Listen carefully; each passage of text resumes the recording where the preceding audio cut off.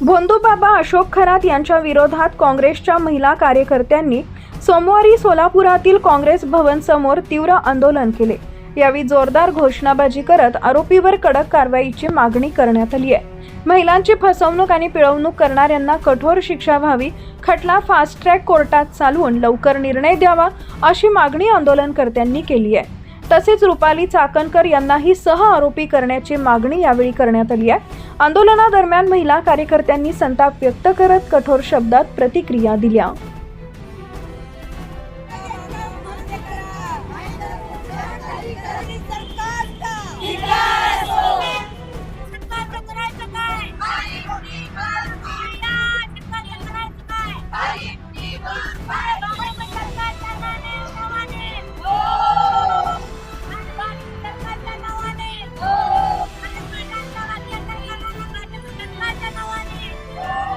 वतीने या ठिकाणी खरतांचा निषेध करतोय पहिल्यांदा। त्याचबरोबर जवळजवळ ह्या सुशिक्षित माणूस, नावाजलेला माणूस, ज्या लोक खरातच्या मागे बरेच मंत्री लोक आहेत, बरेच राजकीय पुढारी आहेत आणि अशांच्या जोरावर हा जे धंदे करतोय म्हणजे व्हाईट कॉलरचा प्रकार झालेला आहे हा। आणखीन त्याला साथ देणारी त्याला तर अटक झालेलीच आहे।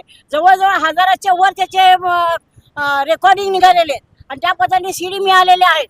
लवकर त्याला अटक तर झालेलीच आहे, तरी पण एखाद्या वेळेस ही दबादबी करण्याचा प्रकार होण्याची शक्यता आहे, कारण त्याच्या मागे भरपूर मोठे मोठे लोक आहेत। त्याच्याशिवाय जी महिला आयोगाच्या ठिकाणी जी अध्यक्ष म्हणून बसलेली महिला आहे चाकणकर, हिने पहिल्यांदा तिला अटक करण्याची गरज आहे।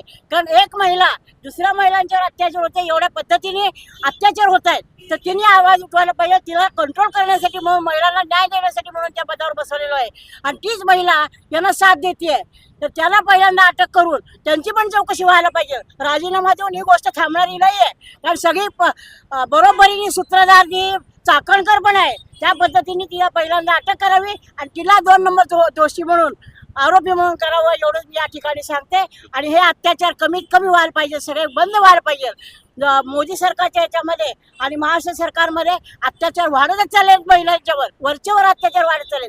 आणि आता इतके दिवस मंत्री संत्री होते, लॉजमध्ये बोलावून अत्याचार करत होते, आता हे तर अगदी बोर्ड लावून, ज्योतिषाचा बोर्ड लावून अशा पद्धतीने अत्याचार व्हायला लागलेले आहेत। तर हे थांबणे पाहिजे आणि त्याला कडक शासन होणं गरजेचं आहे। मला तर म्हणायचं एवढं तर मला रेकॉर्डिंग मिळालेलं आहे, तर त्याची केसही न चालवता त्याला फाशीची शिक्षा देणे हे गरजेचं आहे। आज महिला सुरक्षित नाही आहे, जसं भाजप सरकार आलेलं आहे तसं ह्या महिला सुरक्षित नाही आहेत।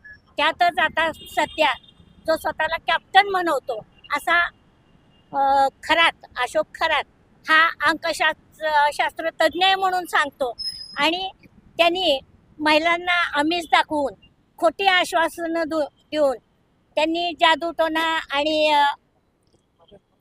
भोंदूबाबा आहे आणि त्यांनी जादूटोणाचे प्रकार करून महिलांवर, म्हणजे महिलांना संमोहित करून त्यांच्यावर अत्याचार केलेले आहेत।